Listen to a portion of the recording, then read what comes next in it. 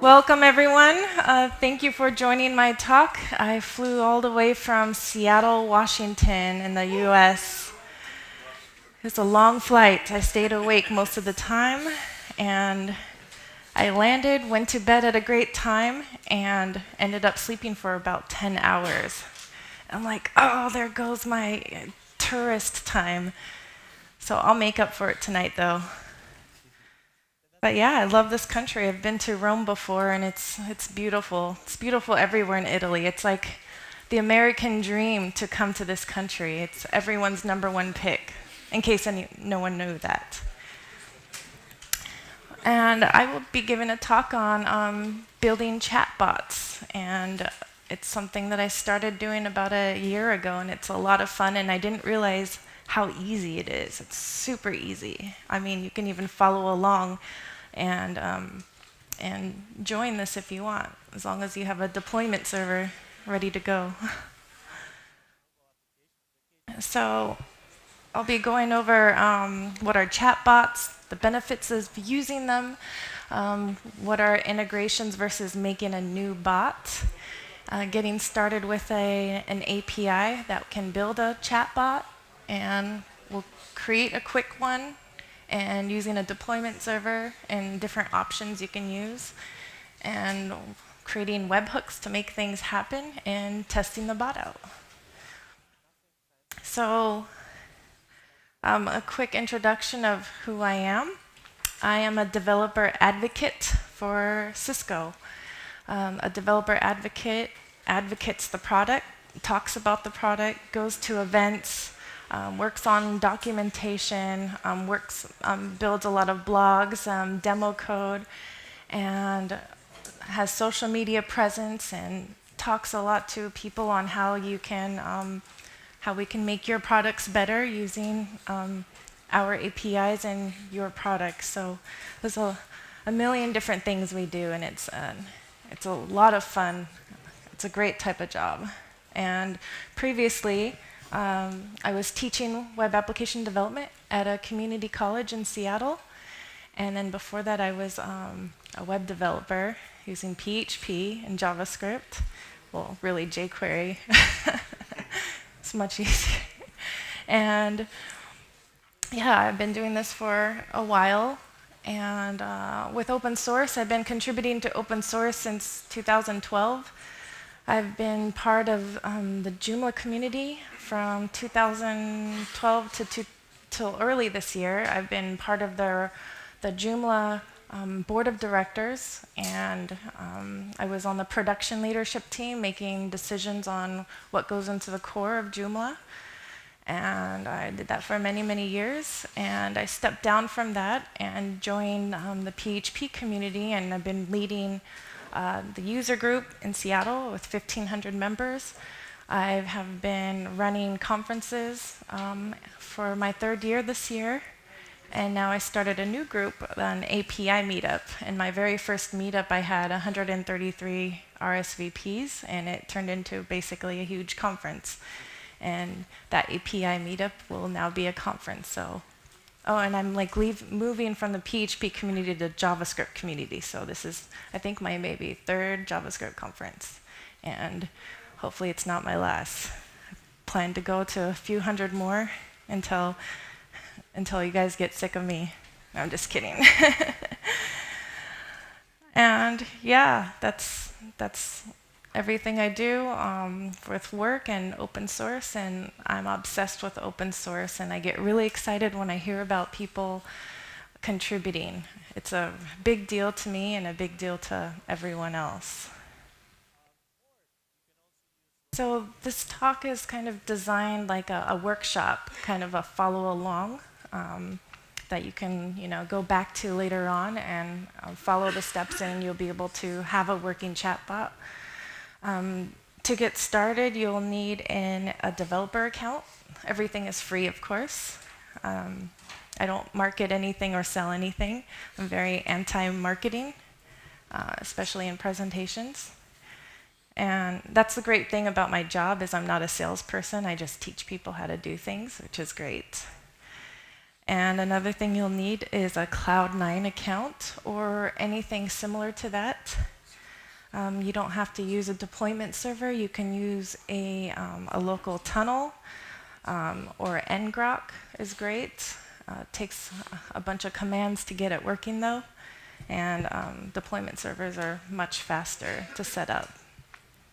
But the only problem with Cloud9 is they require you to sign up with a credit card, but they don't charge you. It's unlimited free public accounts. But the thing is, you can use, any credit card. But it's just a requirement so you can prove you're human. And another thing is if you want to check your JSON results, it's not very pretty without some kind of plugin in your browser that organizes it all. So a JSON viewer is great, and I think there's another one called maybe Pretty JSON, because that's what it does. It makes it prettified. And yeah, it's a great tool to have. You just click it, install it, and it's ready to go. So here's the objective. You type hello, and then your bot messages you back. So I already went through this slide, and I also have 2 kids. I never mentioned that. They're very wild and crazy. They're 8 and 6 years old, and they're the motivation for working hard and doing great things. Otherwise, without kids, I'd just be partying every day and not working. So thanks to that. So chatbots. What are chatbots? If anybody remembers going back to the 90s, I think it was 90s, I never really understood what that thing was. I just got irritated every time it popped up and I'd click no. It's like, why can't this thing go away? And then going to today, there's Siri, and there's all types of APIs where you can say, hello, how are you? And then you get a response back. You have that Amazon Echo. And in the news, maybe in the last year, they were showing Amazon Echo on the news, how exciting this is, and look what it can do.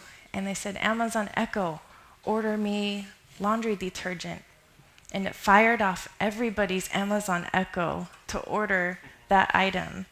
And the news company got in big trouble for doing a demo of Amazon Echo.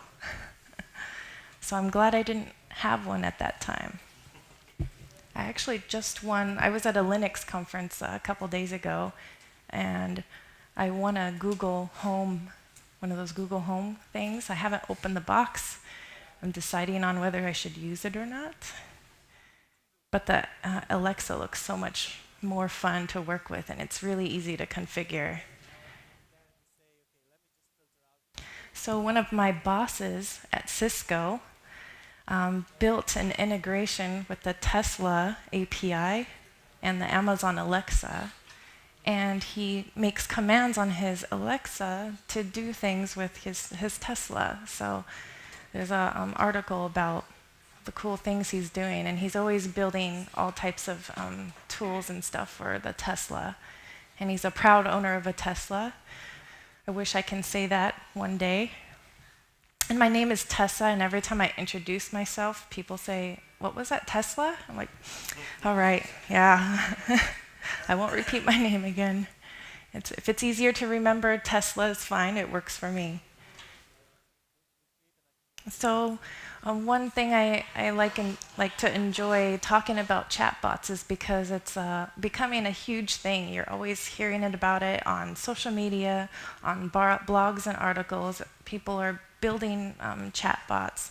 And if anyone heard of chat ops, It's like a way you can do like deployment or any kind of development processes through your chat, like on Slack or on Spark. And Spark is what I use, which is a competitor to Slack.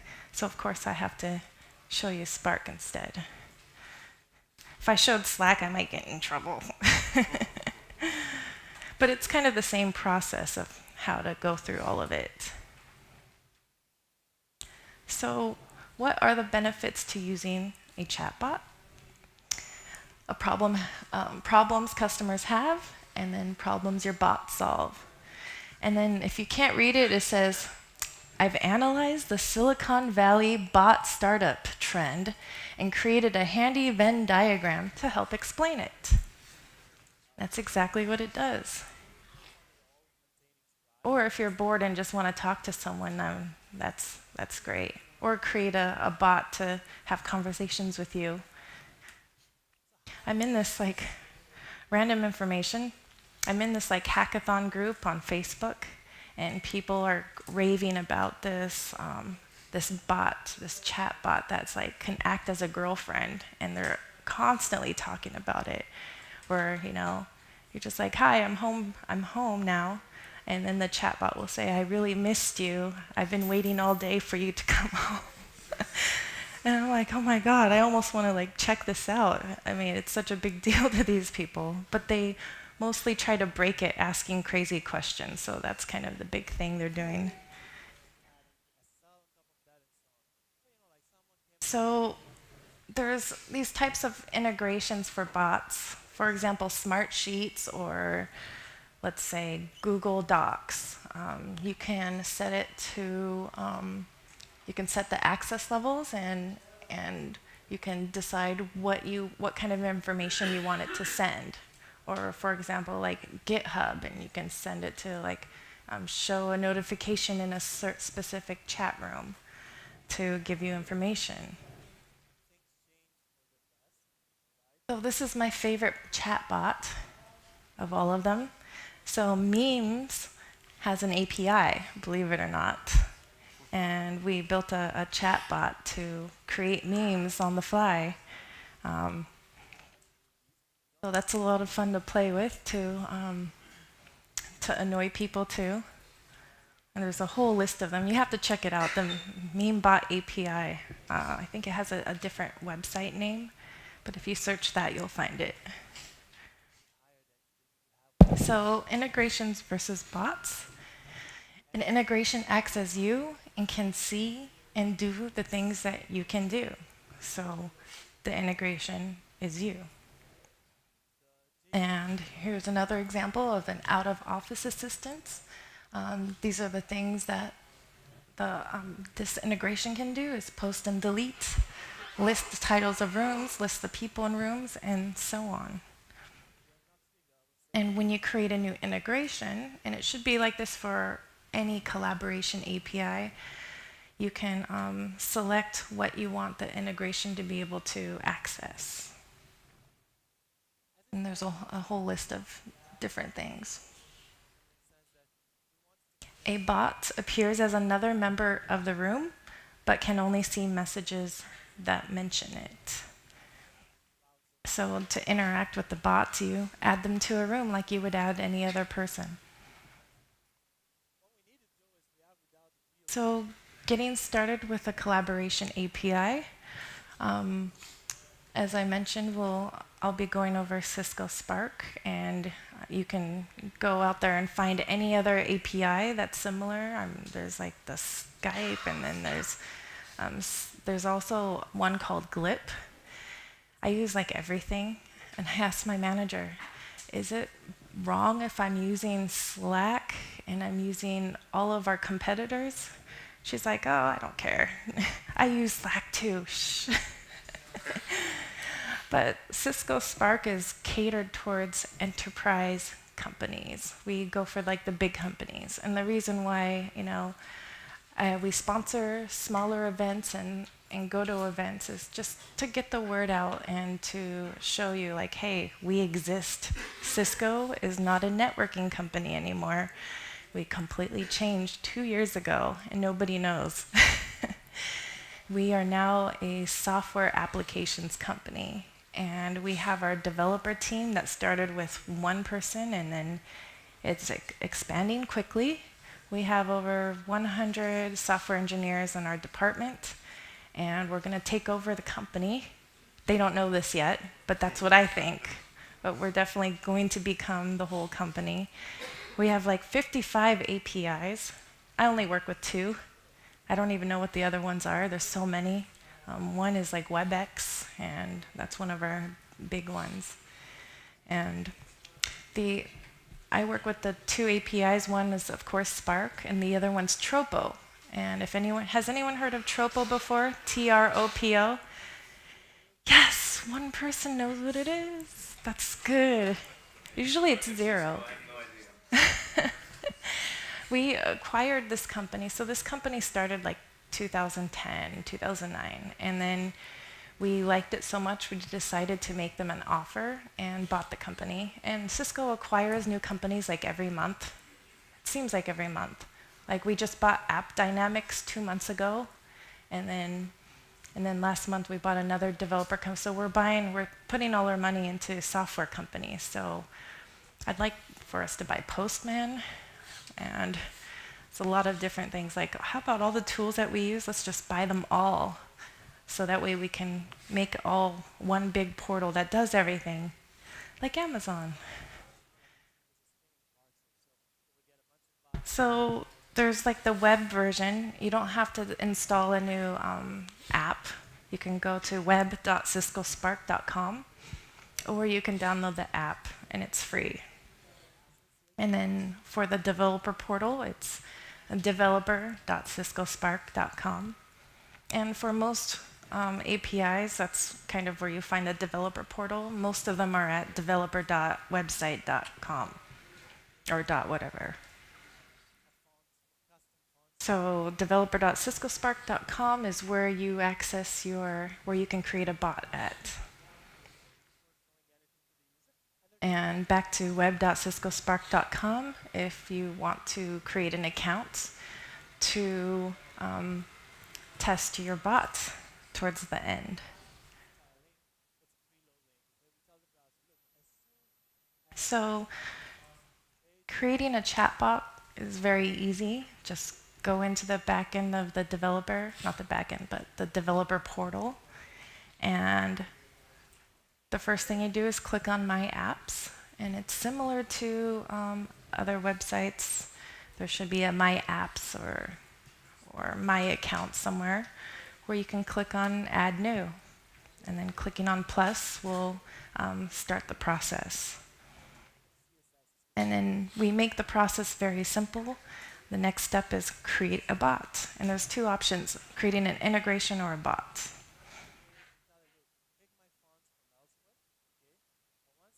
So this is the process, 3 steps. You create your display name, what it'll look like in the chat room. You create a username, which has to become a completely unique name. So if you just write test there, it's probably taken. And then to add your chatbot towards the end, you just type in your username at sparkbot.io, and then it'll pop up. And then the icon, you have to add an icon, which is, you can just add this URL, bit.ly/sparkicon. And I have the link to the slides. I showed it in the beginning, but I have it for the end too, if you want to go through it later. So if the icon URL works, there's actually a field there. The icon will pop up. And as soon as you click create, you get your access token. And you need to copy that and paste that somewhere else, because you're going to be using that for your deployment server.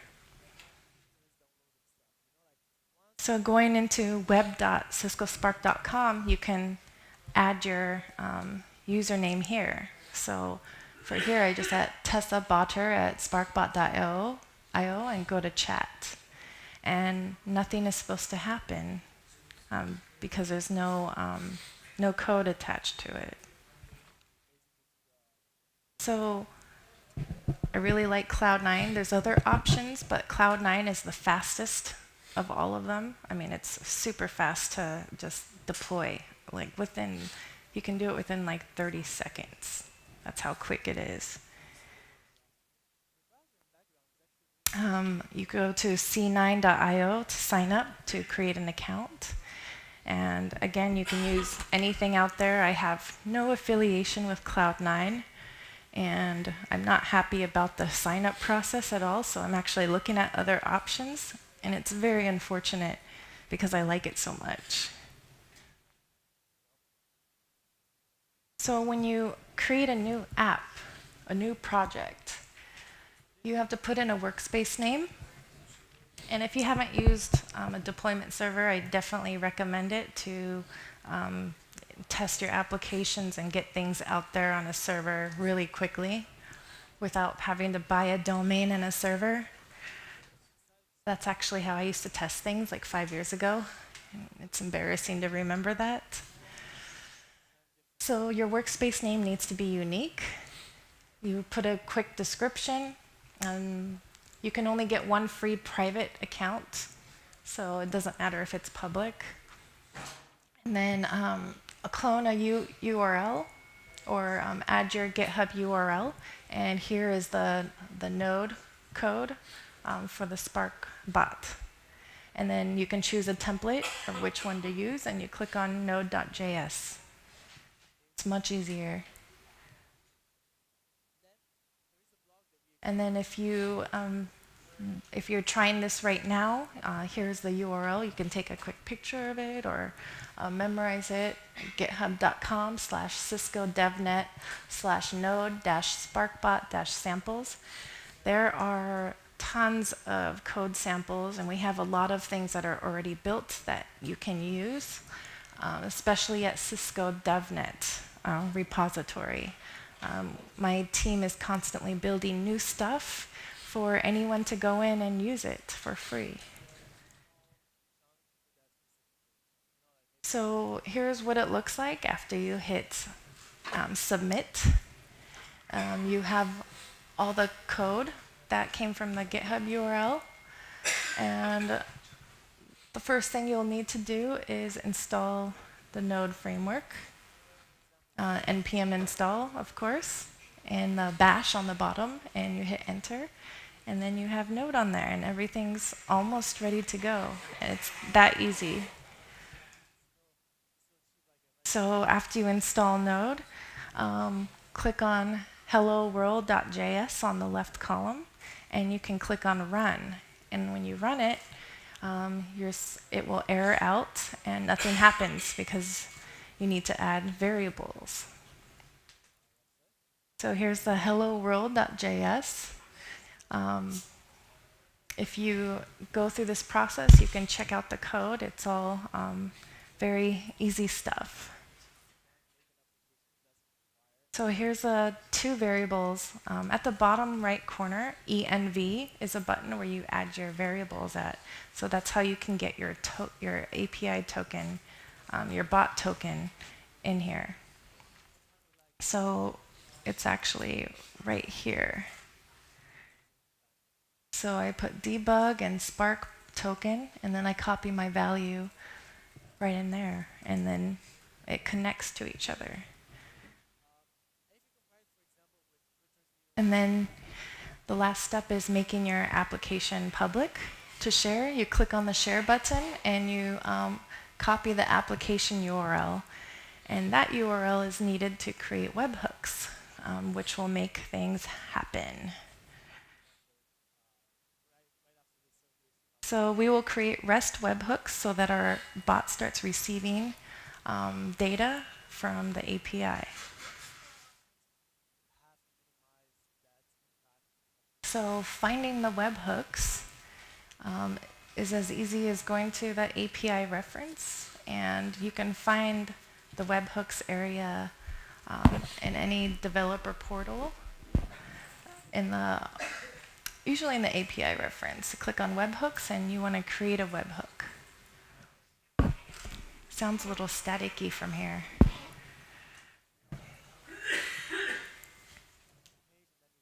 So we have our own version of like Postman in our developer portal. When you turn on test mode, it automatically puts your API, your bearer key, and it has some default values for your parameters. And you want to create a name, any name, like my webhook for Cloud9, and then your URL is your URL that you copied from Cloud9, and then your resource is messages, and your event is created. And it's really great for testing this API, and it only works with the Spark API. And it automatically has the URL on the very top. So when you click on Run, you should get the response code 200, success, which is my favorite response code. Everything else makes me sad most of the time, or angry. And you can create another webhook and change the resource and replace messages with memberships. And you'll create a webhook for group rooms rather than just an individual chat. So you can create that again and run it. And now you can test your Spark bot by going back to your chat and typing hello. So when you message it first, before the webhooks, nothing happens. And then you create your webhooks and type hello, and then it responds back to you. And you can go into the code and change it however you like. And my second version of this talk I'd like to make some kind of bot game. I think that would be more fun to show. So you can mention your bot in groups. Test room for my first Spark bot.